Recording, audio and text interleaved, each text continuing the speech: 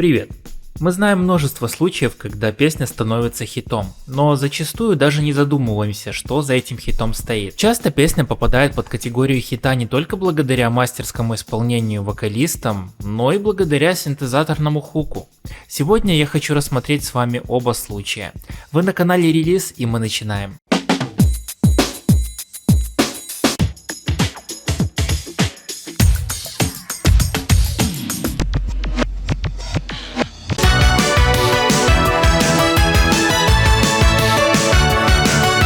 Песня, которую мы знаем и любим, стала мировым хитом далеко не с первой попытки. Группа с интересным названием Аха норвежская, и изначально она состояла из двух друзей – Пола и Магне. По их определению, основная мелодия этой песни появилась тогда, когда парням было по 16 лет, и изначально называлась Juicy Fruit Song.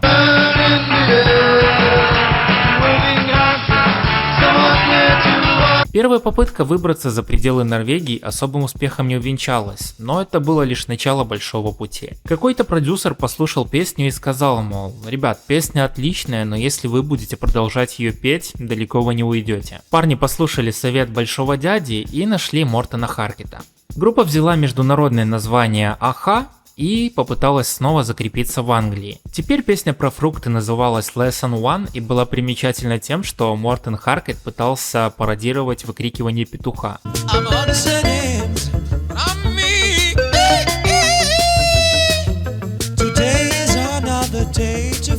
Ребятам в Лондоне жилось не очень первое время, вплоть до того, что Мортену приходилось заниматься выпечкой хлеба из отрубей. Но однажды удача улыбнулась ребятам, и их заметил Джон Рэдклифф, который с помощью своих связей подписал ребят на контракт с Warner в 1983 году. Lesson One снова изменится, и теперь она называется Take On Me, но особого успеха она все еще не снискала. Этот вариант Take On Me был продан в количестве 300 экземпляров, и после снова песня была перемикширована. И хотя еще одна попытка перемикширования особых успехов не дала, лейбл все еще верил в ребят и дал им еще один шанс. Третий раз песня была перемикширована, и это уже был потенциально коммерческий поп-хит тех лет.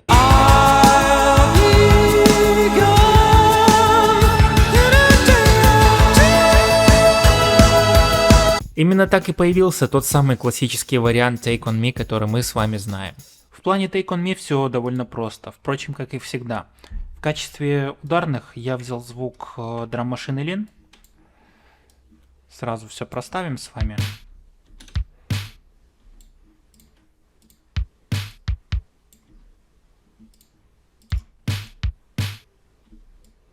Угу.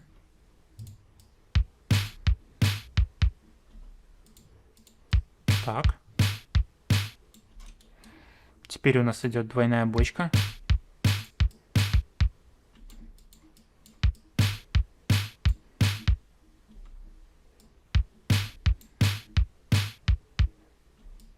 Это можно немного сократить.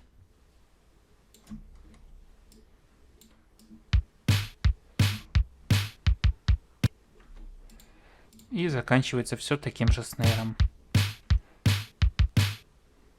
Угу. Если включить, то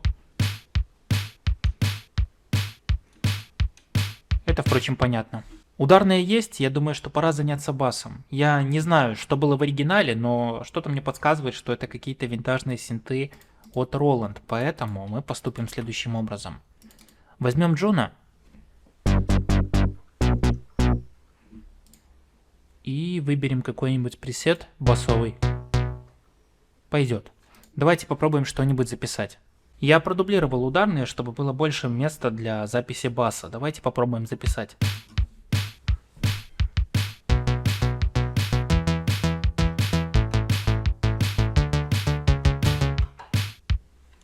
Что у нас получилось?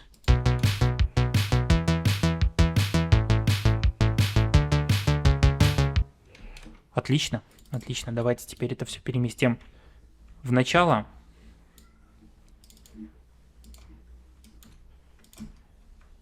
И бас будет у нас здесь находиться.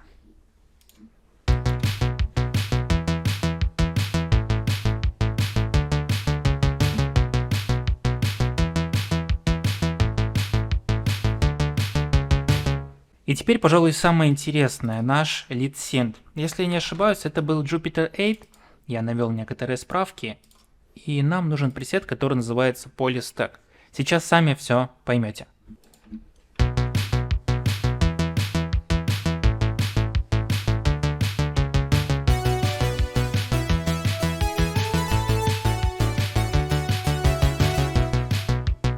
Давайте послушаем, что у нас вышло.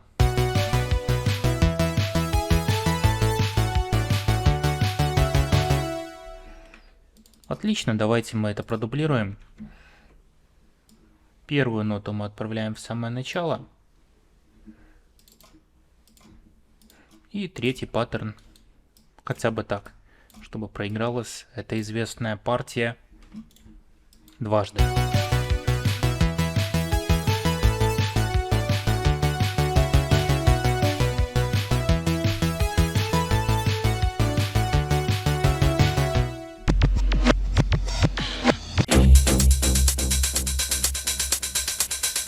Перейдем от коммерческой поп-музыки в изначальный андеграунд.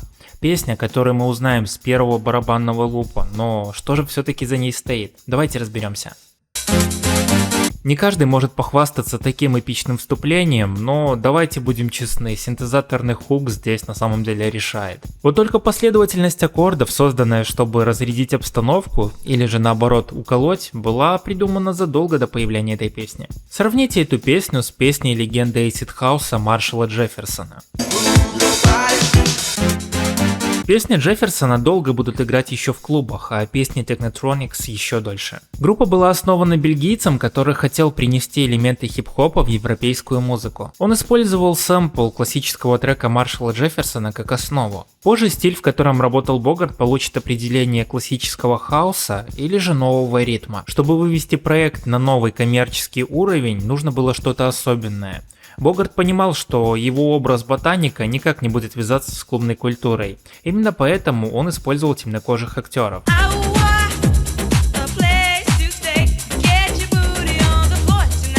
Чтобы понять, о чем идет речь, вспомните хотя бы Фрэнка Фариана, который основал огромное количество проектов.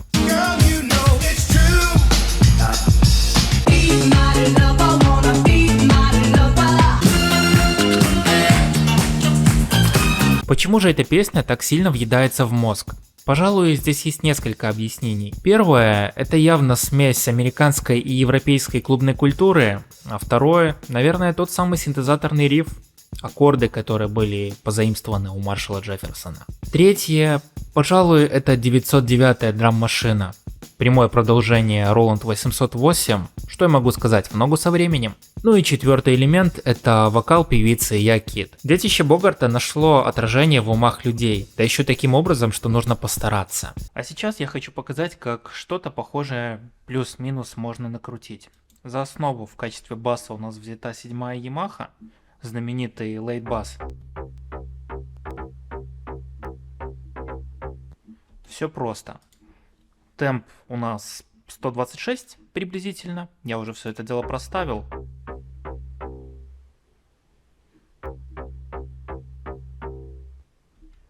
В принципе, понятно. Давайте теперь займемся ударными. В качестве ударных нам понадобится знаменитый TR-909. И прежде всего нам нужно зачистить все паттерны.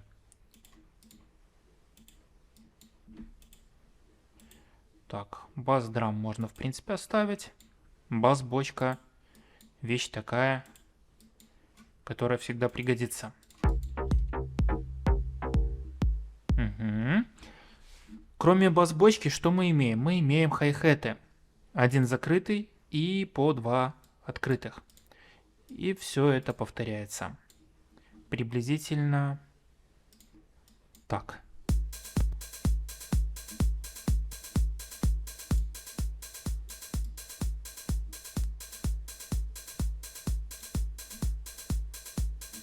И не знаю, мне почему-то кажется, что хэты слишком как-то бьют по ушам. Ладно, мы не претендуем на оригинальность, поэтому давайте перетянем то, что у нас получилось, на основной трек. Вообще классный этот VST TR-909. Сделали сэмпл и закинули его на основную дорожку, а сам VST можно удалить.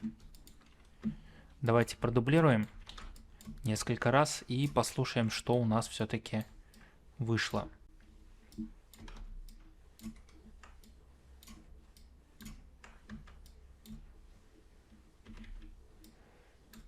Ну вот, хотя бы так.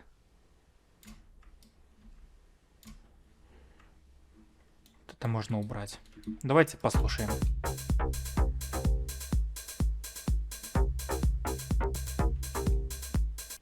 Отлично, отлично. Так, басы ударные у нас есть, уже неплохо. Давайте теперь все-таки накрутим звук синтезатора. Я слышал, что в оригинале это был Profit, но ни Profit, ни VST эмулятора Profit у меня нет, поэтому я использую Harmless. Такое себе. Там явно был звук пилы. Сделаем потише, потому что это очень... Добавим какого-нибудь фленджера. И дилейчика. Нет, дилея пока мы попробуем так. Реверба накинем. Ну-ка. Похоже на то. Ну что, у нас все готово, пора это дело записать. Я включаю запись и метроном. Погнали.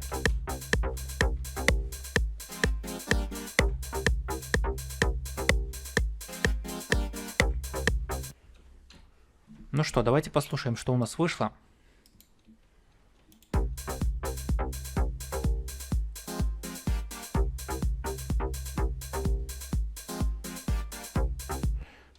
Вот как-то так, друзья. Надеюсь, вам это зашло. Движемся дальше. Не последний для меня коллектив, который называется New Order, выпустил огромное количество альбомов, синглов и в целом повлиял на поп-культуру. Но сейчас я хочу заострить свое внимание на одном отдельно взятом сингле.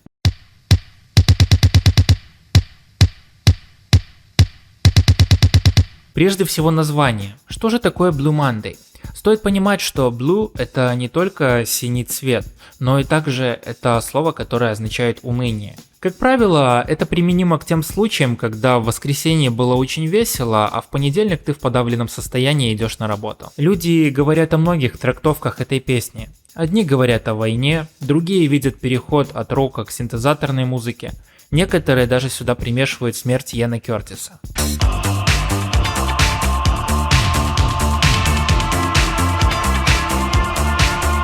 Но давайте пройдемся по более практичным вещам. Как вспоминал Питер Хук, зачинщиками идеи были Бернард и Стивен, эдакие любители прогресса и новых технологий. Они взяли за основу ломаный ритм одной из песен Донны Саммер.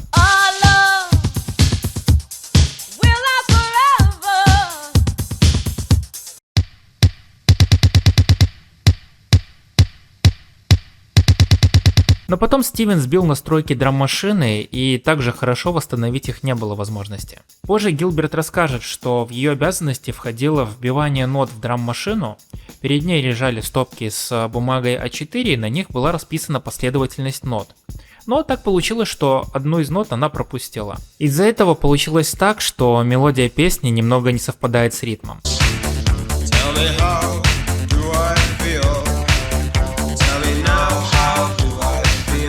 В любом случае, песня представляла из себя набор инструментов, которые постепенно добавлялись к основному треку. Кук стащил басовую партию у Эннио Морриконе, и Самнеру оставалось спеть поверх всего этого.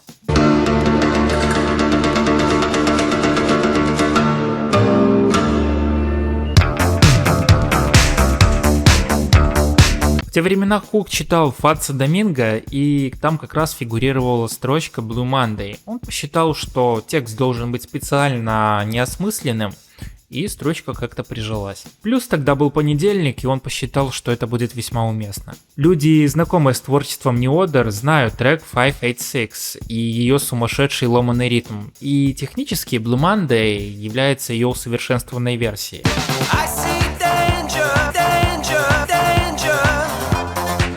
Песня была издана синглом в 1983 году и заняла 9-ю строчку в британском чарте. Она могла подняться и выше, но во время презентации песни на канале BBC группа сыграла ее не лучшим образом и не произвела должного впечатления на зрителя. How does it feel when you treat me like you do? И все же Питер Хук с теплотой вспоминал те события. Нам казалось, все было весело. Это была полная анархия, и все же выступление на передаче Top of the Pops стало одним из самых значимых событий в моей жизни. Единственный раз такие люди, как моя мать и родственники, имеющие с нами мало общего, подумали, что мы добились успеха.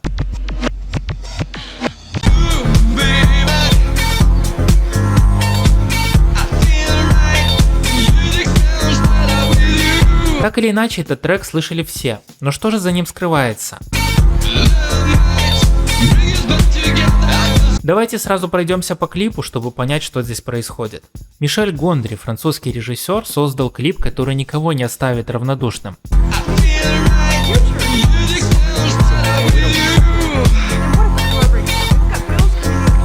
Цветастая и легкая история о беззаботном детстве, парнях в цветастых пиджаках и фейковых музыкантах. Stardust состоит из 3 человек: Бенджамина Даймонда, Алана Бранкса и Тома Бангальте.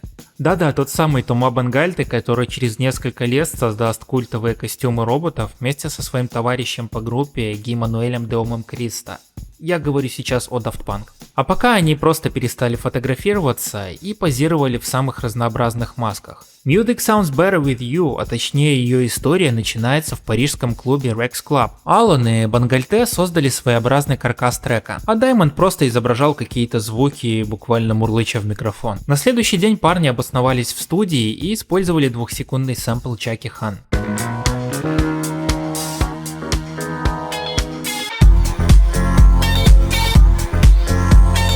Весной пластинка без названия уходит в народ и становится клубным хитом 98 года. Гондри вспоминал, что идея клипа заключалась в том, якобы песня становится мировым хитом, заткнув за пазуху любой продюсерский ширпотреб. Говорят, что Тома предлагали 3 миллиона фунтов за создание полноценного альбома Stardust, но он отказался и вложил все силы в создание, пожалуй, самого известного альбома группы Daft Punk. Мы его знаем как Discovery.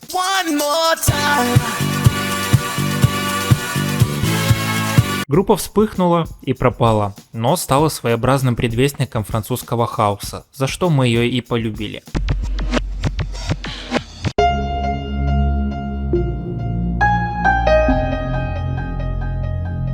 Трек, который слышали все определенно, но возможно кто-то не знает, кому он принадлежит, а уж тем более как появился. Принадлежит он итальянскому музыканту и продюсеру Роберто Кончино, более известному как Роберт Майлз. Песня появилась в 1996 году в рамках альбома Dreamland, но ей предшествовали определенные события. С появлением альбома Dreamland появляется целый музыкальный жанр, который называется Dream House или же Dream Trance. Помимо самого Роберта, яркими представителями этого жанра являются такие музыканты, как DJ Дейда и Живаго.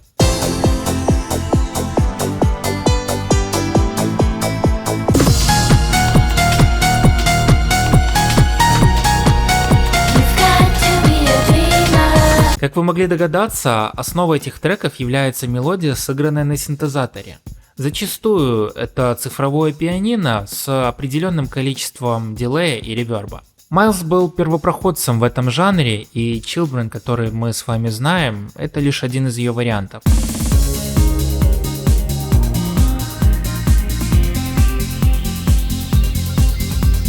Трек вышел на лейбле DBX Records, цель этого лейбла — продвижение итальянского техно и транс-музыки. Понадобилось около года, чтобы к треку добавилась всеми известная клавишная партия, которую Майлз по собственным воспоминаниям написал еще в детстве, во времена первых попыток игры на клавишах в целом.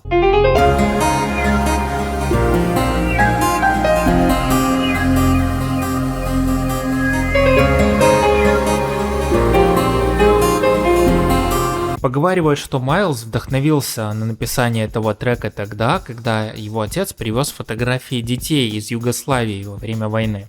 Однако здесь есть еще кое-что. В те времена в клубной тусовке Италии преобладали быстрые и агрессивные треки, и под воздействием различных веществ состояние эйфории от музыки усиливалось. Но так как после тусовок люди расходились по домам и зачастую уезжали на автомобилях, трек запускался последним, чтобы сконцентрировать рассеянное внимание и уменьшить риск возникновения ДТП.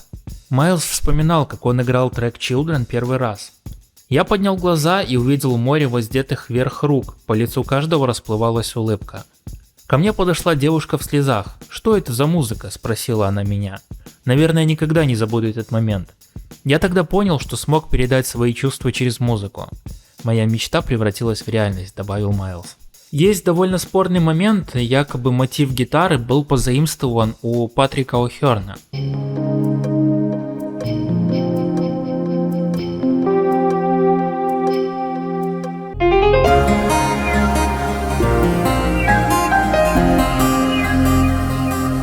Но сам Майлз утверждал, что не слышал ничего подобного. И вообще не нам судить. Майлз – человек эпохи, с подачи которого образовался целый жанр.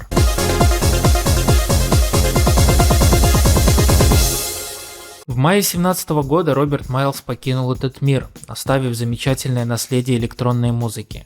И хотя каждый альбом отличался по звучанию от предыдущего, уверен, каждый здесь что-то найдет свое. Скажу лишь, что основа жанра – это синтезатор Kurzweil K2000, и по сути весь альбом Dreamland был написан именно на этих клавишах, за исключением ударных.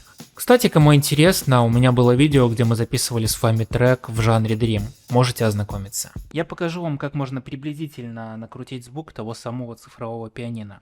В оригинале мы возьмем обычный FL Keys. Мы могли и Kurzweil использовать, или его сэмплы, но на самом деле это не так важно. Если возьмем... Но звучит довольно сухо, я согласен, поэтому... Параметрический эквалайзер.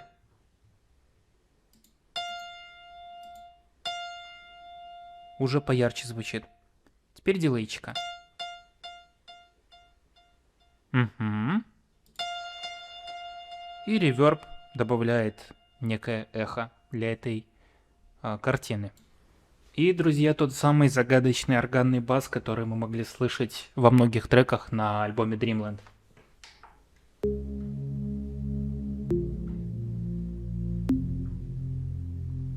Я думаю, этот звук трудно с чем-то перепутать. И давайте попробуем все-таки немножко записать.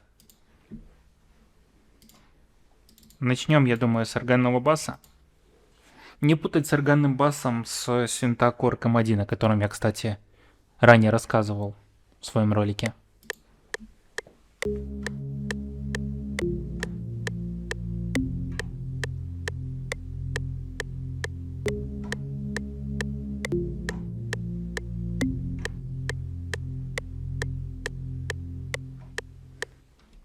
Что у нас получилось?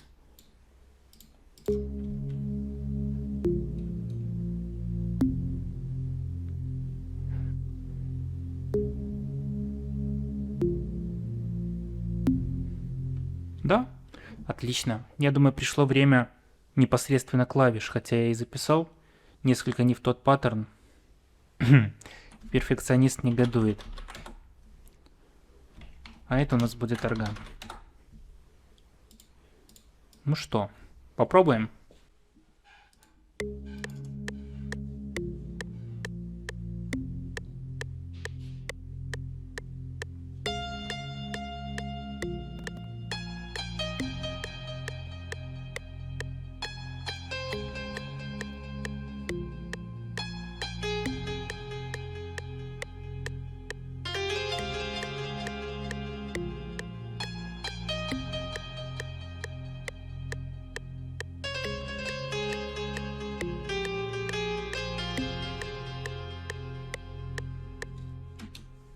Ну что, давайте послушаем, что у нас вышло. Отключим записи метроном.